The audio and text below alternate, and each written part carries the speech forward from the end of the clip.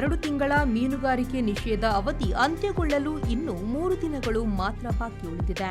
August 1ರಿಂದ ಆಳ ಸಮುದ್ರ ಮೀನುಗಾರಿಕೆ ಪುನರಾರಂಭವಾಗಲಿದ್ದು, ಮಂಗಳೂರಿನ ಮೀನುಗಾರಿಕಾ ಬಂದರಿನಲ್ಲಿ ಮತ್ತೆ ಚಟುವಟಿಕೆಗಳು ಗರಿಕೆದರಿವೆ. 2 ತಿಂಗಳ ಮೀನುಗಾರಿಕೆ ನಿಷೇಧದಿಂದ ಬಹುತೇಕ ನಿಶ್ಶಬ್ದವಾಗಿದ್ದ ಮಂಗಳೂರು ಮೀನುಗಾರಿಕಾ ಬಂದರು ಇದೀಗ ಮತ್ತೆ ಜೀವಂತಗೊಂಡಿದೆ.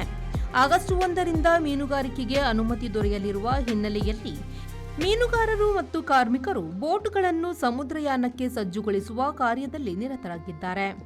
ದೋಣಿಗಳ ದುರಸ್ತಿ, ಬಲೆಗಳ ಜೋಡಣೆ, ಐಸ್ ತುಂಬಿಸುವುದು ಹಾಗೂ ಬೋಟ್ಗಳನ್ನು ನದಿಗೆ ಇಳಿಸಲು ಅಗತ್ಯವಿರುವ ಹೂಳು ತೆರವು ಕಾಮಗಾರಿಗಳು ಭರದಿಂದ ಸಾಗುತ್ತಿವೆ. ಯಾಂತ್ರೀಕೃತ ಮೀನುಗಾರಿಕಾ ಬೋಟ್ಗಳ ಎಂಜಿನ್ ಪರೀಕ್ಷೆ, ಆಯಿಲ್ ಬದಲಾವಣೆ, ವಿದ್ಯುತ್ ವ್ಯವಸ್ಥೆ, ಜಿಪಿಎಸ್ ಹಾಗೂ ವೈರ್ಲೆಸ್ ಸಂಪರ್ಕ ಸಾಧನಗಳ ಕಾರ್ಯಕ್ಷಮತೆಯನ್ನು ಪರಿಶೀಲಿಸಲಾಗುತ್ತಿದೆ. ದುರಸ್ತಿ ಯಾರ್ಡ್ಗಳಲ್ಲಿ ಸಣ್ಣಪುಟ್ಟ ದುರಸ್ತಿ ಕೆಲಸಗಳು ವೇಗ ಪಡೆದುಕೊಂಡಿವೆ. ಮೀನುಗಾರಿಕೆ ನಿಷೇಧ ಅವಧಿಯಲ್ಲಿ ಊರಿಗೆ ತೆರಳಿದ್ದ ಹೊರ ರಾಜ್ಯದ ಕಾರ್ಮಿಕರು ಕೂಡ ಮತ್ತೆ ಧಕ್ಕೆಯತ್ತ ಮರಳುತ್ತಿದ್ದು, ಮೀನುಗಾರಿಕೆ, ಮೀನು ಇಳಿಸುವುದು, ಲೋಡಿಂಗ್ ಹಾಗೂ ಐಸ್ ಪ್ಲಾಂಟ್ ಸೇರಿದಂತೆ ವಿವಿಧ ಕೆಲಸಗಳಲ್ಲಿ ತೊಡಗಿಸಿಕೊಳ್ಳುತ್ತಿದ್ದಾರೆ.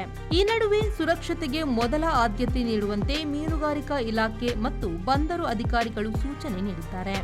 ಸಮುದ್ರಕ್ಕೆ ತೆರಳುವ ಮುನ್ನ ಹವಾಮಾನ ಮುನ್ಸೂಚನೆ ಪರಿಶೀಲಿಸುವುದು, ಜೀವರಕ್ಷಕ ಸಾಧನ ಧರಿಸುವುದು, ಜಿಪಿಎಸ್ ಹಾಗೂ ವೈರ್ಲೆಸ್ ಸಂಪರ್ಕ ವ್ಯವಸ್ಥೆ ಕಾರ್ಯನಿರ್ವಹಿಸುತ್ತಿರುವುದನ್ನು ಖಚಿತಪಡಿಸಿಕೊಳ್ಳುವಂತೆ ಸಲಹೆ ನೀಡಿದ್ದಾರೆ. ಯಾವುದೇ ತುರ್ತು ಪರಿಸ್ಥಿತಿ ಎದುರಾದರೆ ತಕ್ಷಣ ಕರಾವಳಿ ರಕ್ಷಣಾ ಪಡೆ ಹಾಗೂ ನಿಯಂತ್ರಣ ಕೊಠಡಿಗೆ ಮಾಹಿತಿ ನೀಡುವಂತೆ ಅಧಿಕಾರಿಗಳು ಮೀನುಗಾರರಿಗೆ ಮನವಿ ಮಾಡಿದ್ದಾರೆ.